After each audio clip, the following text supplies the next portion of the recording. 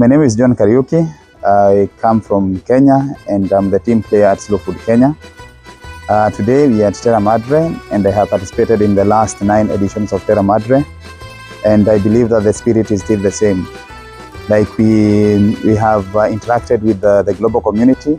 We have delegates from 120 countries, and I think the main idea or the message is very clear, that despite the fact that we come from different countries, of course the challenges that we are facing in the global food system are the same. So we are working together, we are discussing solutions to the challenges that we are facing and how we can work together as a global community.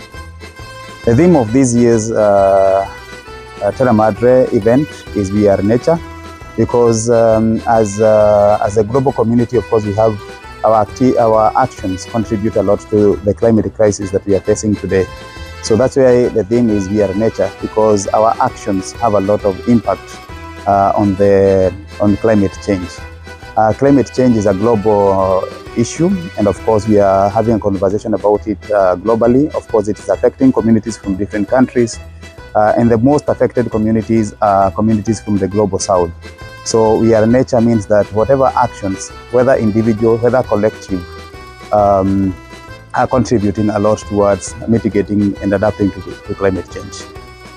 It is also important to note that this is the second edition after the pandemic, after the coronavirus.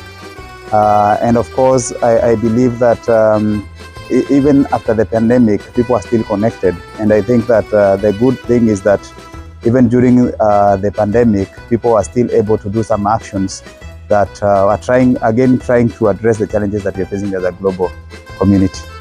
There's a call at international level. And as I said earlier, of course, looking at the individual and collective actions that can, of course, try to address the challenges that we are facing in the food system.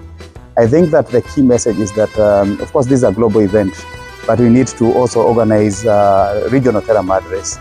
I believe that before 2026 or even after 2026, we should think about like Terra Madre Africa, bringing communities together, so that even if we have participants or slow food members that were not able to come to Terra Madre in foreign, of course we can organize regional events, that is in Africa, in Asia, in the Americas, to ensure that all our members are able to participate in Terra Madre initiatives.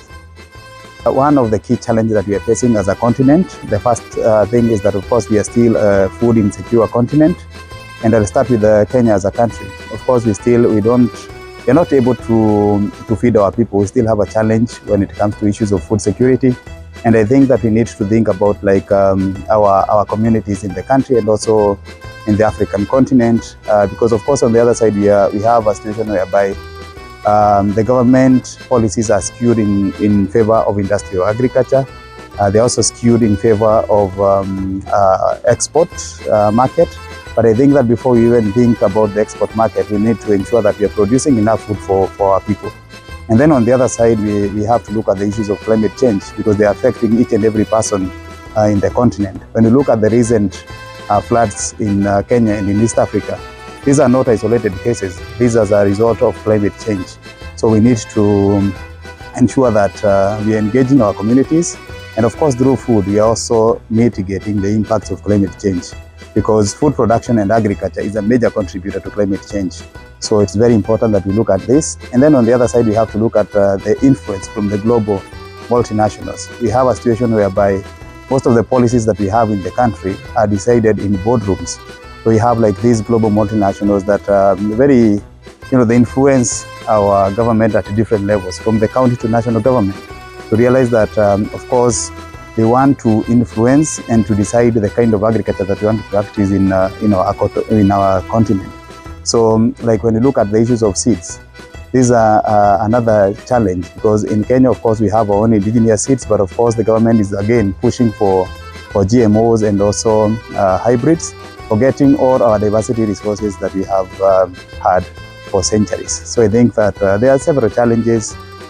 The issues of land grabbing, I know that in Kenya maybe it's not as pronounced as in other countries, but of course we also have a situation whereby we have land grabbing, mostly by our own people, especially the politicians. We have had several meetings, and of course some targeting the youth, targeting indigenous communities, targeting the general, like all our delegates. And I think that, of course, we have had a lot of conversations about like how do we change our food system in Africa. I think despite the fact that we have had like several initiatives also involving the Cooks Alliance, like because cooks play a major role in bringing in innovation, creativity in the kitchen. So we have had like activities involving the cooks. They have been preparing Kenyan dishes so that at least we can also, the global community can have a taste of what we eat, or our gastronomic traditions from Kenya and also from Africa as a continent. So the activities have been so many. I've also been looking at the issues of policy, how we can increase or up our game when it comes to advocacy and lobbying, so that at least apart from lobbying at local level, that is locally in Kenya, for example, in Kenya we have a devolved system of governance. We have the county governments, we have the national governments. So we have like advocacy actions that are targeting our government at county and national level.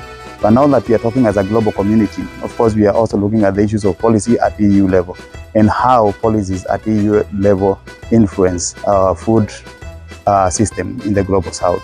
So we have had some conversations with the EU Commission, try and understand how we can work together to ensure that some of the policies ensure that, of course, we are not impacting our food system in Africa negatively.